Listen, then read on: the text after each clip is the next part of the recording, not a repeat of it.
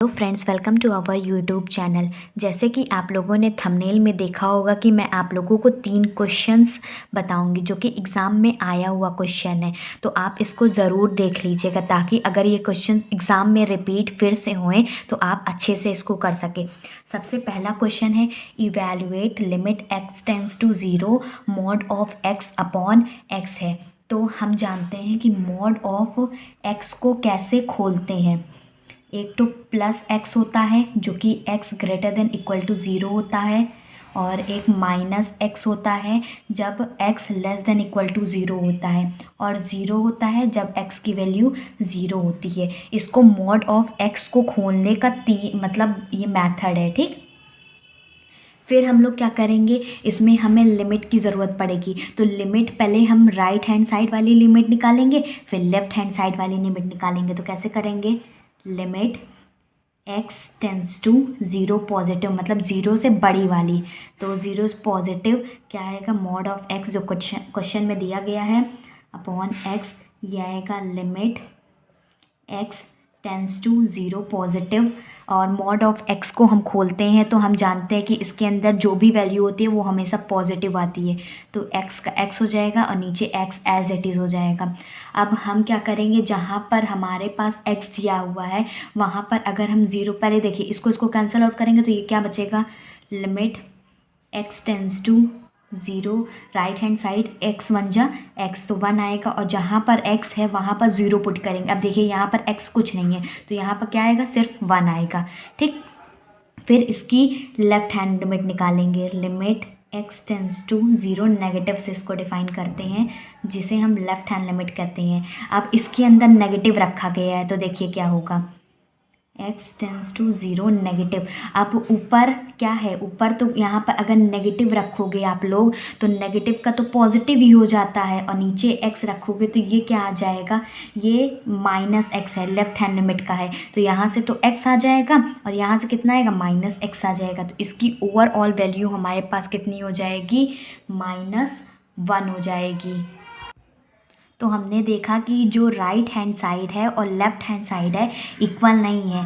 कह सकते हैं हम जो लेफ़्ट हैंड लिमिट है जो कि ये है वो -1 है, जो कि इक्वल नहीं है राइट हैंड लिमिट के। तो हम ये कह सकते हैं, so limit x tends to zero mod of x upon x does not exist, ठीक। तो इसको ये इवैल्यूएट कर लिए, पहले ये राइट हैंड साइड है, ये लेफ्ट हैंड साइड है, हमने देखा कि दोनों इक्वल नहीं है, तो हम ये कह सकते हैं कि जो लिमिट है वो एग्जिस्ट नहीं करेगी। अब नेक्स्ट क्वेश्चन देख लेते हैं। नेक्स्ट क्वेश्चन पूछा गया है, find the second derivative of y is equal to a x plus b upon C x plus d. Second derivative मतलब इसका डबल डिफ्रेंशिएशन निकालना है। तो सबसे पहले लिख लेते हैं क्या दिया गया है, हमें दिया गया y is equal to a x plus b upon C x plus d. सबसे पहले हमें इसका फर्स्ट डेरिवेटिव निकालना पड़ेगा, फिर सेकंड डेरिवेटिव निकालते हैं। और देखिए ये डिवीज़न के फॉर्म में दिया गया है, ठीक, ये डिवीज़न के फॉर्म में दिया गया है। और हम ये जानते हैं कि मैं आप लोगों को डिवीज़न वाला कैसे डेरिवेटिव निकालती हूँ उसको बता देती हूँ। देखिए डी बाई डी एक्स अगर हमारा 1/2 के फॉर्म में दिया गया है, न्यूमरेटर दिया गया है, डिनोमिनेटर दिया गया है, तो हम ये क्या करते हैं कि हम लोग सेकेंड वाला जो डिनोमिनेटर होता है उसका स्क्वायर करते हैं, और ये सेकेंड वाला डिनोमिनेटर एज इट इज़ लिख देते हैं, और पहले वाले का डिफ्रेंसिएशन करते हैं, ठीक। फिर क्या करते हैं, माइनस लगा के पहला वाला एज इट इज़ लिख देते हैं, फिर उसके बाद सेकेंड वाले का डिफ्रेंसिएशन करते हैं। इसको ये अगर फ्रैक्शन फॉर्म में दिया गया है, अगर आप लोगों को इसका डिफ्रेंशिएशन निकालना है तो ऐसे ही होगा, ठीक। तो हम y1 निकाले थे, y1 निकालेंगे मतलब फर्स्ट डेरिवेटिव निकालेंगे, तब जाके सेकंड डेरिवेटिव निकालेंगे ना। तो y1 को हम लोग dy बाई dx भी कह देते हैं। कैसे सॉल्व करते हैं, सेकंड वाले का इसका स्क्वायर करेंगे। तो सेकंड वाले का स्क्वायर देखिए नीचे क्या है, सी एक्स प्लस डी है, तो सेकंड वाले का स्क्वायर क्या होगा, सी एक्स प्लस डी का होल स्क्वायर हो जाएगा। फिर क्या करते थे, सेकंड वाला एज इट इज़ लिख देते थे, तो लिख दो सी एक्स प्लस डी डिनोमिनेटर को एज इट इज़ लिख दिया।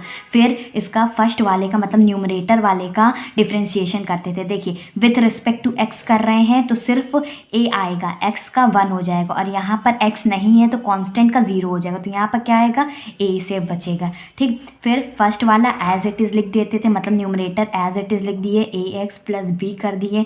अब सेकेंड वाले का डिफ्रेंशिएशन, इसमें भी देखिए एक्स का 1 हो जाएगा, यहाँ पर कुछ नहीं है तो 0 हो जाएगा, तो यहाँ से क्या बचा, सी बचा, तो लिख दिया ऐसे। ठीक, अब इसको सॉल्व कर लेते, मल्टीप्लाई कर देना, A C x plus A D minus A C X minus B C upon C x plus D का होल स्क्वायर। अब इसमें देखिए ये वाला प्लस ए सी एक्स और minus A C X cancel out हो जाएगा, तो हमारा फर्स्ट डेरिवेटिव क्या हुआ, A D minus B C upon C x plus D का होल स्क्वायर। हमारे पास पहला डेरिवेटिव निकल आया। अब इसी तरह से जैसे मैंने आप लोगों को पहला डेरिवेटिव बताया उसी तरह से सेकेंड डेरिवेटिव निकालेंगे y2, जिसे हम कहते हैं d2y upon D x square. इसका सेकेंड डेरिवेटिव निकालेंगे तो देखिए इसका स्क्वायर करते थे, सेकंड वाले का नीचे वाले का स्क्वायर करेंगे तो सी एक्स प्लस डी का ये स्क्वायर तो है ही है, फिर एक स्क्वायर करेंगे। ठीक, और फिर क्या करते थे, इसके सेकंड वाले को एज इट इज़ रख देते थे। जब देखिए यहाँ पर सेकंड वाले को एज इट इज़ रख देंगे, सी एक्स प्लस डी का होल स्क्वायर।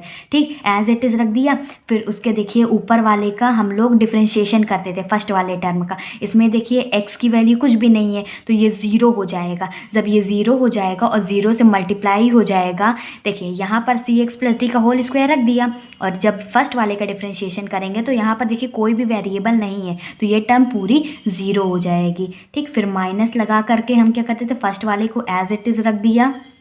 अब देखिए इसको हम लोग डिफ्रेंशिएट कर सकते हैं, तो इसका डिफ्रेंशिएशन क्या आएगा, इधर देखिए ये 2 है पावर में, और इसका जब डिफ्रेंशिएशन करेंगे तो 2 वाला पहले आ जाएगा, और सी एक्स प्लस डी का डिफ्रेंशिएशन इस यहाँ तो x की जगह 1 हो जाएगा क्योंकि y के रिस्पेक्ट में कर रहे हैं, तो यहाँ से क्या बचा, c बचा। तो आंसर क्या आ गया हमारे पास, minus 2c A D minus B C upon C x plus D का पावर 4। ये रहा हमारा सेकेंड डेरिवेटिव और ये हमारा आंसर। होप आपको ये दोनों क्वेश्चन अच्छे से समझ में आया होगा।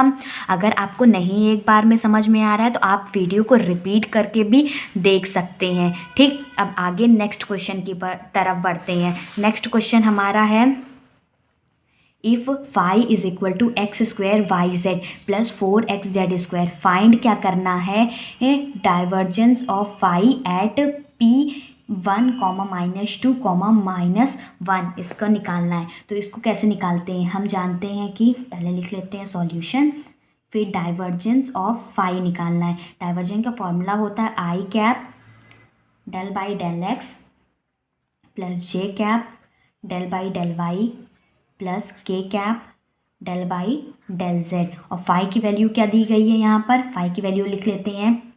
फाई की वैल्यू क्या दी गई है, x square Y Z plus 4xz square. Divergence वाला क्वेश्चन मैं आप लोगों को बहुत कराई हुई, अगर आपने नहीं देखा है तो आप मेरे चैनल पे जाइए, मैथ की प्लेलिस्ट बनी हुई है, वहाँ से बहुत सारे क्वेश्चन देख सकते हैं। तो इसको कैसे तोड़ते थे हम, आई वाले का आई वाले के साथ करते थे और जे वाले का जे वाले के साथ करते थे। लेकिन अब इसमें देखिए, इसमें क्या है, ना आई है ना जे है, तो इसमें कैसे करेंगे, तो इसमें करेंगे पूरा टर्म का करेंगे, मतलब I cap del by del X, पूरा टर्म फाई ले लेंगे, X square Y Z plus 4xz square. वैसे ही जे वाले में भी पूरा टर्म ले लेंगे, del by del y x square Y Z plus 4xz square. वैसे ही के कैप में भी पूरा ले लेंगे। इसमें आई कैप जे कैप नहीं दिया गया है, इसीलिए हम लोग पूरी फाई की वैल्यू पहले एक्स के रिस्पेक्ट में डिफ्रेंशिएट करेंगे, फिर वाई के रिस्पेक्ट में करेंगे, फिर जेड के रिस्पेक्ट में करेंगे। तो इसको देखिए कैसे सोल्व करेंगे। जब हम लोग एक्स के रिस्पेक्ट में इसको डिफ्रेंशिएट करेंगे तो इसका देखिए क्या हो जाएगा, ये एक्स की पावर 2 है तो क्या हो जाएगा 2x, और एक्स के रिस्पेक्ट में कर रहे हैं वाई जेड को एज इट इज़ कर देंगे।